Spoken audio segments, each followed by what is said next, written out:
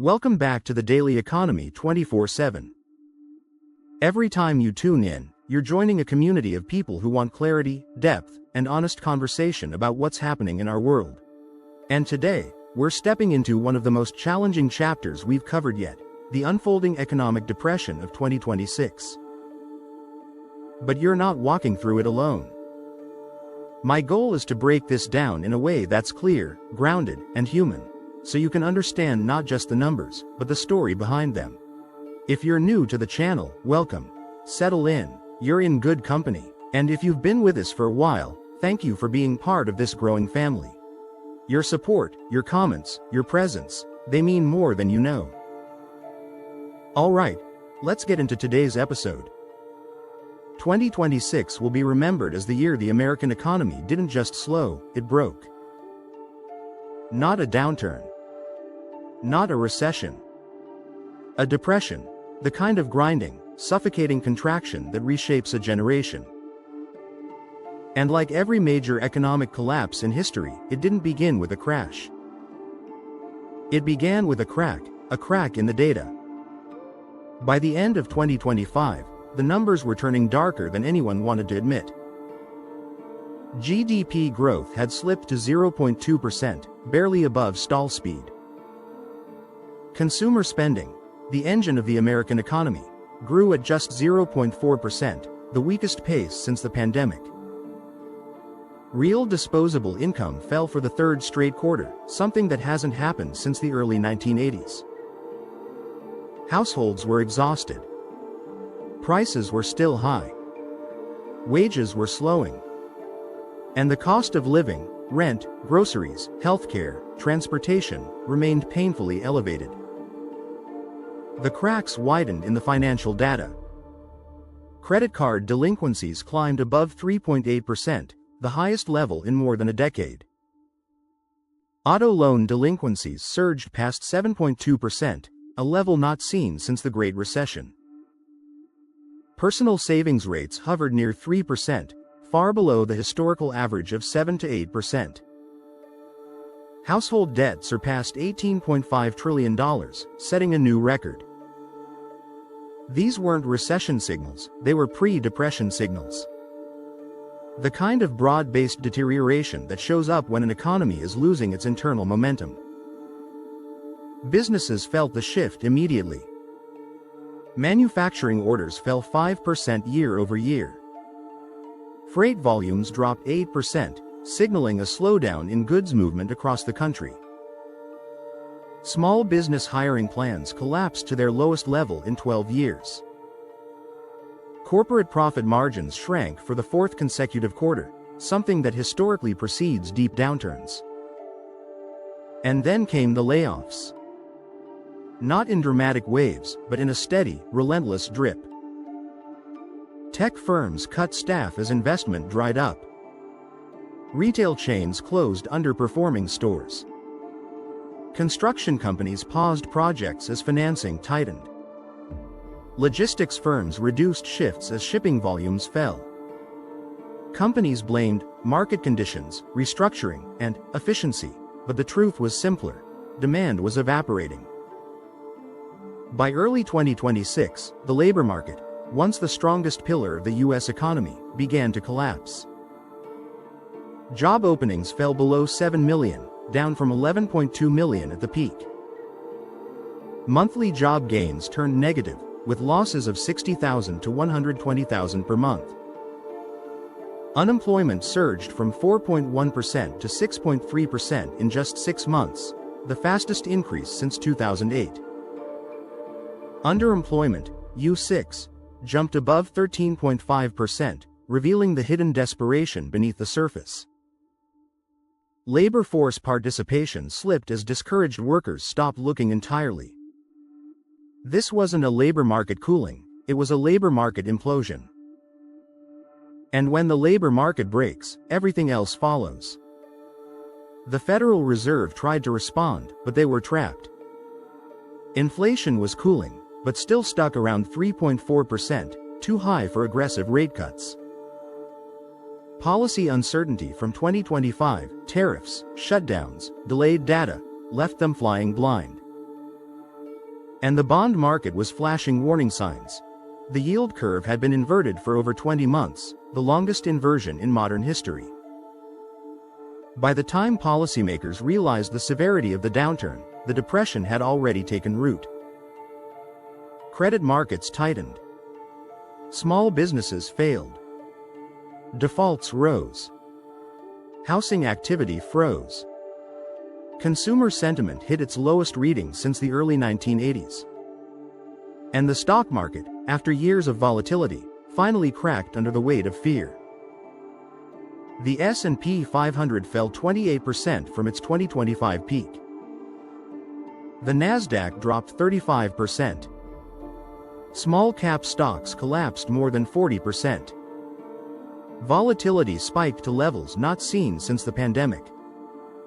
This wasn't a cyclical downturn. It was a structural unraveling. A collapse driven by exhausted consumers, a broken labor market, collapsing business confidence, tightening credit, persistent affordability pressures, and the accelerating force of automation replacing human labor. 2026 became the year the economy didn't just stumble, it fell through the floor. And the deeper story of how the depression spreads, through households, businesses, communities, and the national psyche, is only beginning. When an economy enters a depression, it doesn't happen all at once. It happens in layers, one system failing, triggering another, until the entire structure begins to collapse under its own weight. And by the middle of 2026, that collapse is unmistakable. The first major system to break is the labor market, the heartbeat of the American economy. And by the summer of 2026, that heartbeat is barely holding on. Unemployment surges past 8.2%, doubling in less than a year. Underemployment, the number of people stuck in part-time or low-wage jobs, climbs above 14.3%, the highest level since the aftermath of the Great Recession. Long-term unemployment rises sharply, with 2.8 million Americans out of work for more than 27 weeks.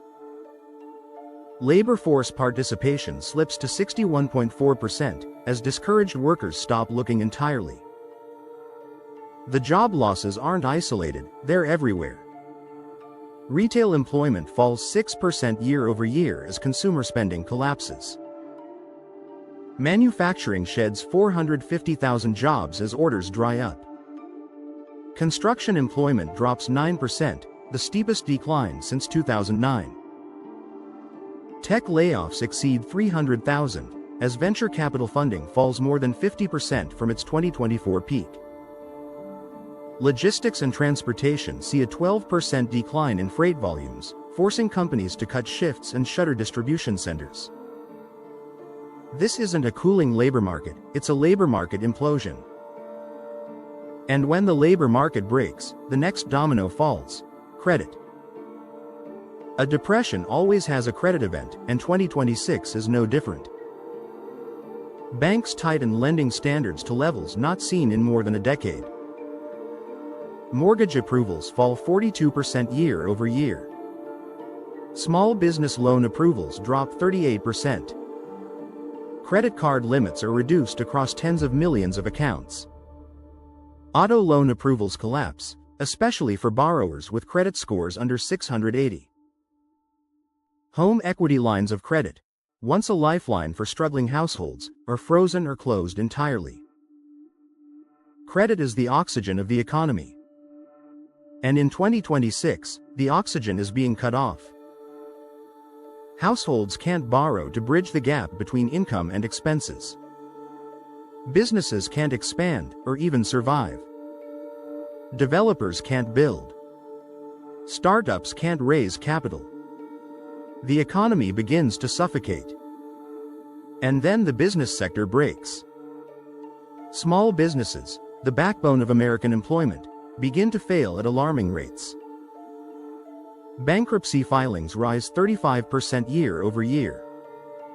Restaurant closures exceed 20,000 nationwide. Retail chains shutter more than 4,500 stores, the highest number since the retail apocalypse of the late 2010s. Local service providers, plumbers, electricians, landscapers, mechanics, see demand fall by 15 to 25%, forcing many to close their doors. Corporate America isn't spared either. Corporate bankruptcies rise 60% compared to 2025. Commercial real estate defaults spike as office vacancies climb above 22% in major cities. Industrial real estate sees a 14% drop in lease renewals, signaling a slowdown in goods production and distribution. Tech companies slash R&D budgets by 20 to 30%, halting innovation pipelines. Manufacturing output contracts 6.5%, the steepest decline since the early 1980s. Even the startup ecosystem, once the crown jewel of American innovation, collapses. Venture capital funding falls 55% from its 2024 levels. Seed stage investment drops 40%. More than 12,000 early stage companies shut down or acquired at distressed valuations. Innovation doesn't slow, it flatlines. And then the housing market freezes. Home sales fall to their lowest level in 3 decades. National home prices decline 10 to 15%, with deeper drops in overheated markets like Austin, Phoenix, and Miami. Foreclosures rise 28% year over year, especially among buyers who purchased at peak prices in 2023-2024. New housing starts fall 35%, leaving half-finished developments scattered across the country. Rental vacancy rates rise as households consolidate, multiple families under one roof, trying to survive. The American dream doesn't disappear, it becomes unreachable. But the deepest wound of all isn't economic. It's psychological. Every depression has a moment when fear turns into something heavier. In 2026, that moment arrives quietly. It shows up in empty parking lots, darkened storefronts, for lease, signs that never come down, families moving in together to survive, workers taking any job they can find, parents skipping meals so their kids can eat, people delaying medical care because they can't afford the copay. The national mood shifts from anxiety to exhaustion, from uncertainty to resignation, from fear to despair.